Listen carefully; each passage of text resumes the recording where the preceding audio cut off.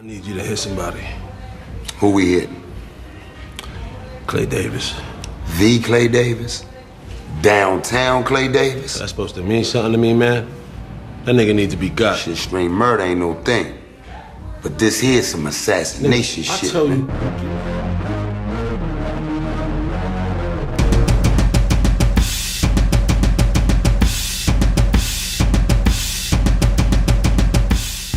HBO's The Wire depicts various characters in unfortunate situations, trying to better themselves. Unfortunately, they find that the code of the street that has dictated their lives in the inner city does not apply to the outside world, sometimes with tragic consequences. Most linguists don't run Fortune 500 companies. You see, most who speak standard English consider African American vernacular English a substandard dialect. And most who speak AAVE and are looking for economic and social mobility typically learn to code switch between the two.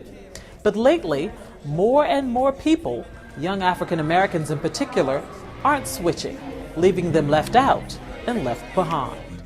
In this video, we will be investigating what happens when people are forced to switch codes. Some in society vilify individuals who grew up following the code of the street. I mean, honestly, places like Afghanistan are safer than some of our inner cities. In reality, however, these individuals are just as much a product of their environment as everyone else. And the concept of race in America is not just genetic. Otherwise, the one-drop rule wouldn't have made sense. It's cultural. Phone in the morning, and I'm zoning, they say I'm possessed. It's an omen, I keep it 300, like the Romans, 300 bitches. We're the Trojans, baby, we living in the moment. I've been a menace for the longest, but I ain't finished. I'm devoted, and you know it, and you know it. Through interviews with both UVA students and students from the inner city who attended private schools, we hope to demonstrate the difficulty of social mobility, thanks to institutionalized norms and behaviors that prevent people from interacting coherently with different social groups. To begin, we ask students around grounds about their own experiences code switching. I feel like I've kind of had an interesting experience here in terms of like my first 2 years. I was in the soccer team, right? So I suppose you're predominantly gauged by your performance on the field, your fitness, your ability in the weight room.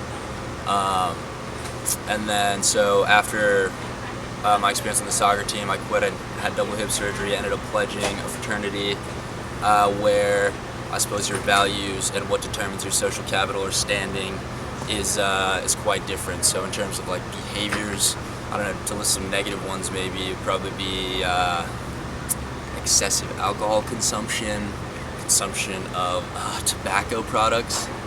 I guess definitely, yeah. I went to an all-girls high school, so definitely a lot more, in high school was a lot more huggy and affectionate, I guess. There's constantly, like, ways of showing affection was constantly, like, baking cupcakes. Like, that was a huge thing. Like, it's not a stereotype. Well, it is, but it's accurate. And here, I guess, it's just a lot more about making time for people. That's a small thing, but that's pretty universal across social groups. I wouldn't say I'm different within different social groups, though. It's just the norms are different. So every hall has different inside jokes and different norms, different ways of greeting each other, and just different ways of communicating, I guess. I mean, yeah, like there's like in jokes and like things that people like to do around their friends. They know they like them. I mean, there's obviously also like each group has like different like social boundaries, and so you know if you do something that's like going to transgress group norms that you shouldn't do that. I go back to my friends from high school and I have like things that we do like inside jokes and stuff like that. Then I come to college and we have different stuff, so kind of like separate but still like kind of same person. I'm Nigerian, and so coming here, it is a predominantly white school, I'm not gonna lie, so coming here at first and being in the athletic community, people have different values than those who are African, such as they don't rely on school as much, or there are just differences in where we were raised or how we were brought up. My parents were really strict, and so just being in this environment and having all this leniency and being able to go out and go wherever I wanted was just kind of new to me. And a lot of my friends were used to it. And then when I got involved with the African organizations, a lot of those people shared my same values, and I could joke around with them about my upbringing and stuff because it was so strict and they had similar experiences. So that's kind of the difference between having friends on the athletic side and kind of like the majority Caucasian side versus like my African friend groups. So I didn't know like the terms lit, OD. I didn't know any of that when I first got here. So it was like a culture shock, and so, or shotgunning, I didn't know what that was either. So I just had to kind of get with it, and like my friends would show me around and like they'd be like, oh yeah, this is what bars means, or what. It was like a whole list of vocabulary that I had to learn, and like kind of a new culture that I kind of had to like dive headfirst into, but I kind of got used to it after a while. Just the lifestyle here at UVA is very fun, I guess. I actually went to a secondary school, so it was the middle school and high school combined together. So I had a group of friends that I made in 7th grade, and we were friends all up until senior year, and we're still friends now. So we're like a really close-knit group of like 5 people. So the way I interacted with them, we're just like all really good friends. We could just say whatever we want with each other. But then coming into college, I realized that sometimes if you say what you want or like say these things that like you kind of have to have a filter for some people because it may not go off as well. So that was like something that I had to like learn about throughout like my first year and second year.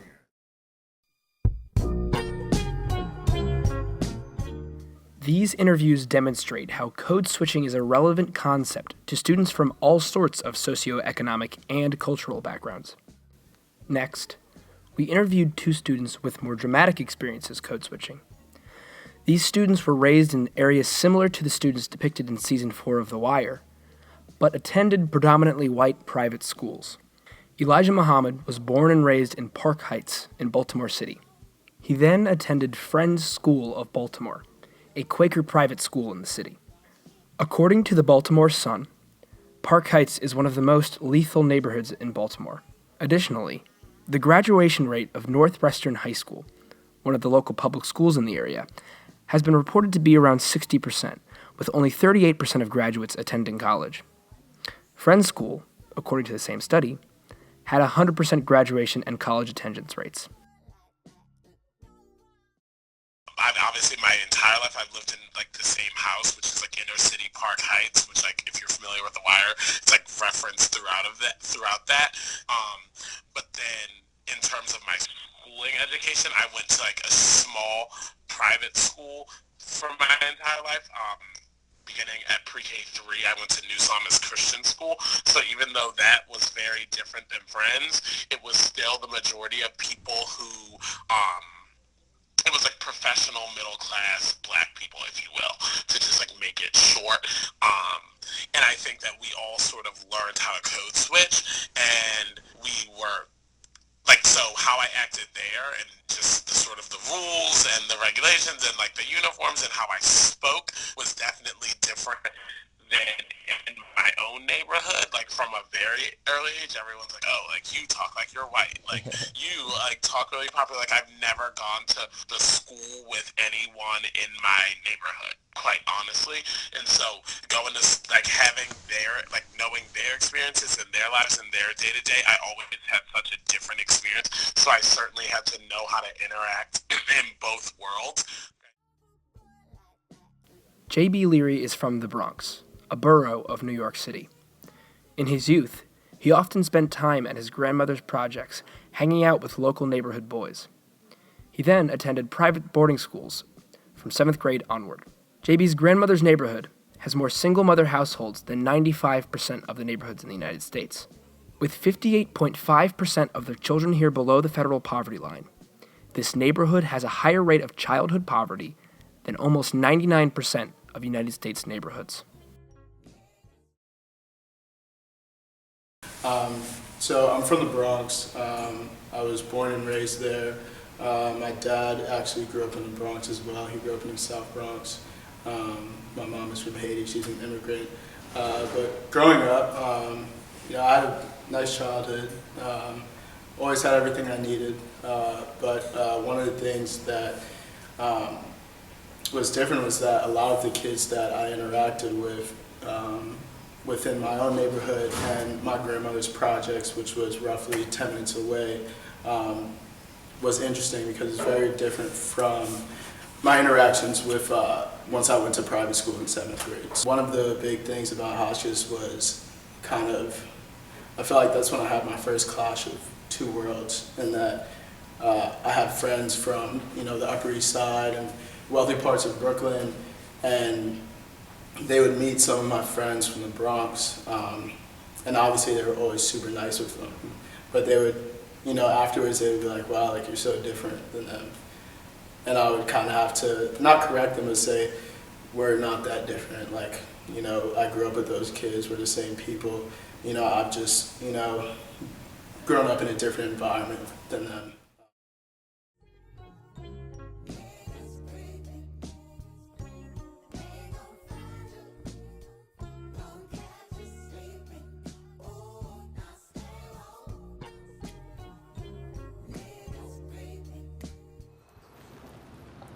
This your man, huh? Yeah. Is he low bottom enough for you? Clothes is torn down enough. You could use a little bit more stains, more dirt. What's this here, man? It's my wedding ring. Shit, you married to the needle, boy. That shit been pawned off of you for real. Dead giveaway. You can stand to lose about 20 pounds, some yellow in your teeth, fresh bleeds on your hands. Okay, so maybe I should go out and shoot up some dope for about a year or two, right? Come back when I can really carry the look off? I'm just saying, man. The more tore down you look, the better. It wasn't like some huge thing. Like, it would just be like, oh, like if I'm going to a party at some white kid's house, I'll probably just wear some plaid shorts, you know, and a pink shirt and some flip-flops. But if I'm going out with my cousins, I would never wear flip-flops. They would just be like, what the fuck? Why are you wearing rainbow flip-flops? You know, or why are you wearing reef flip-flops? Or Birkenstocks. You know, I used to have the 2-strap Birkenstocks, and I just wear them to school, you know, and that was just completely fine. And then in my neighborhood, I just wouldn't go outside and play with those on. Home, obviously, though, it would be a completely different, you know, way of speaking to each other. Pretty much dressed differently. We had a dress code at my high school. You know, when you go home, there's no dress code. You know, there's certain things that people wear, you know, that were in fashion and style, that were just completely irrelevant to our community at Hotchkiss. So I kind of almost had almost 2 different wardrobes. That people would shirk me. It's funny, I was actually talking to Nabil about how when I first came to Friends, I would wear these slacks that I used to wear when I went to New Psalmist. And then I was cool at New Psalmist, and then I came to Friends in 6th grade, and then people would just yell at me across the quad, where'd you get those slacks? Just so loud, and I was just so embarrassed by my slacks. I think that just in general, style has really evolved, with, you know, where we are now. Even if you were looking at how rappers dress, everyone wears slimmer jeans, for example. There's no one out here in these streets wearing baggy jeans. That's just not a thing. But in middle school, that definitely was a bigger thing. But I think that just how just our society as a whole has evolved, and just with rap becoming more mainstream, and the two mainstream and urban cultures sort of becoming more intertwined, it's sort of seen as I don't really see the differences that glaring as I once did. You know?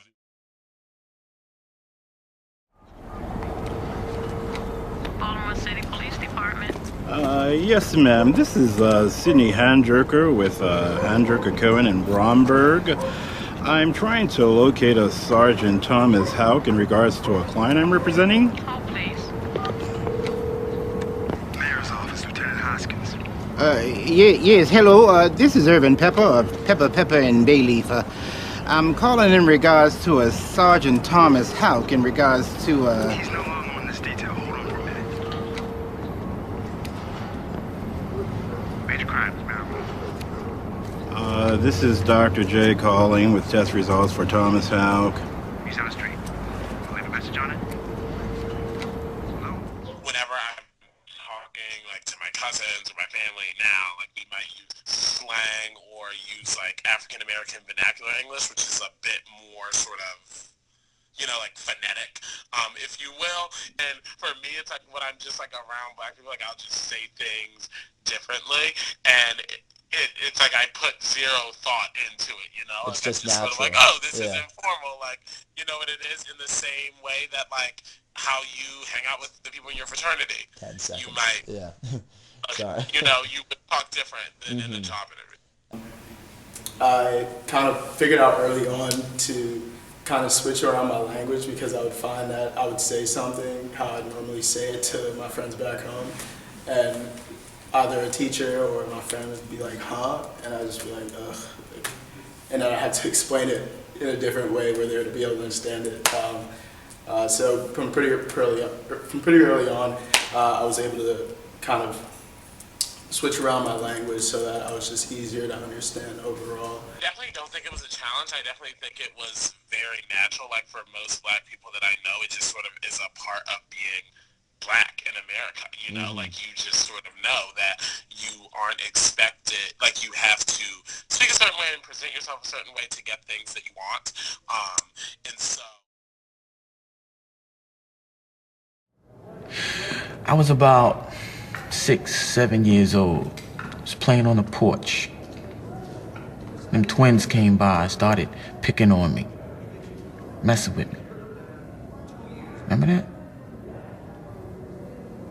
I'm banging on the door, trying to get inside, and you standing right there to open the door. Except you ain't letting me inside. You told me to go back out there and fight them, whether I lose or not. Remember? They beat the shit out of you. Yeah. Then you say to me, boy, I might have brung you into this world, but you the one who gonna have to live in it. Growing up, I didn't really have any confrontations until I was about 8 years old. I was playing with a kid in my grandma's, in the playground of my grandma's projects. And we had gotten to a confrontation and he punched me in the stomach and I fell over. I was winded. It was probably the first time I was winded because I felt like I was gonna die. And I run crying to my sisters. They were playing in a different part of the playground. They were 4 or 5 years older. And with no hesitation, they grabbed me by my wrist, brought me back to the area where the kid was playing, who hit me, and they said, you have to go fight him. No hesitation, they said, you have to go fight him. No questions asked. And I was almost peer pressured into it. So I was like, all right, I'm gonna do it. So I started chasing the kid, and he gets scared and he runs to his mom, who is on the other side of the playground. And once he gets over there, his mom makes him apologize. And it's okay after that, and we literally start playing again right after that, me and the same kid. But I think what was important about that was that I was kind of forced not to back down from an early age.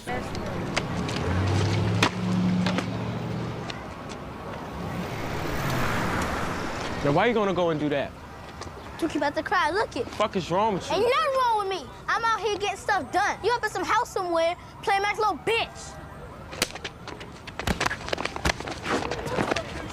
Smack this little way. Come on, get out, little John, man.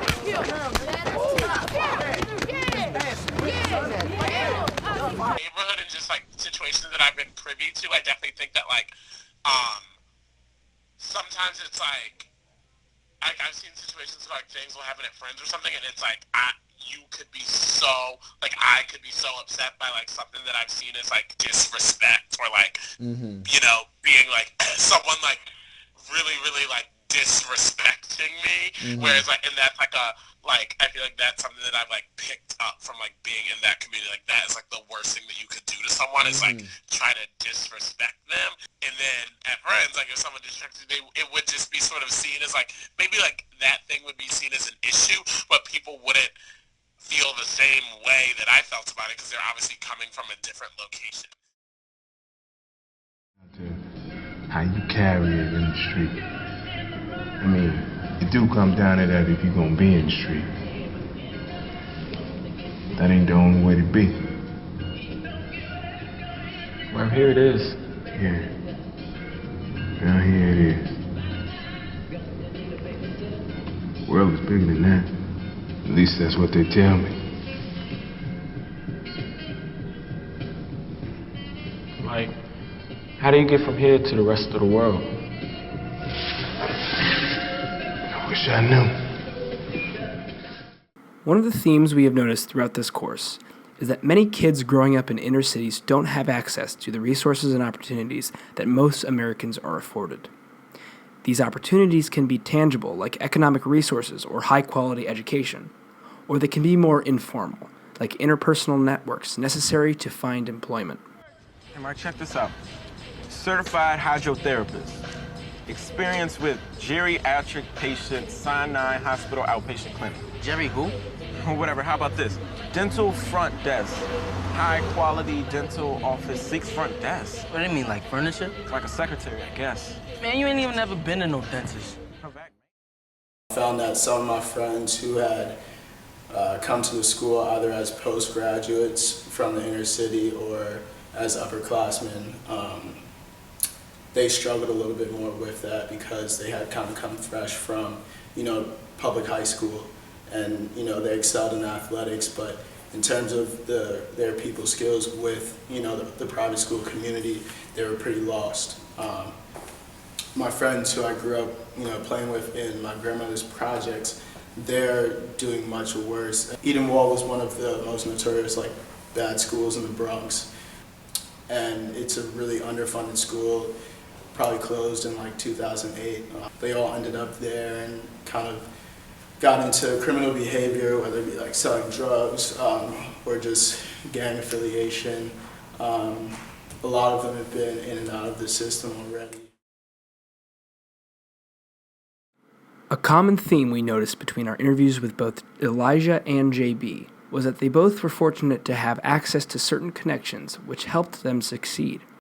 I can't take all the credit actually because my dad actually went to Chogue Rosemary Hall, which was another private school in Connecticut. He had kind of already prefaced me on what it was going to be like. My older sister actually went to Indian Mountain before I did, so there were people there who she knew and then knew me, so it was kind of easier for me to assimilate in the atmosphere because people already understood the lineage I came from. I have to credit my family also with kind of putting me in the right setting or putting me in the right mindset to excel and not really have any hiccups coming from the inner city and going to rural Connecticut to a small private. It's like my mother's sort of wants for me, honestly. I was an only child, and it was just very clear that she wanted me to succeed. And not that people's parents didn't want them to succeed. Obviously, everyone's parents want them to succeed, but just having the means and resources for me to do so.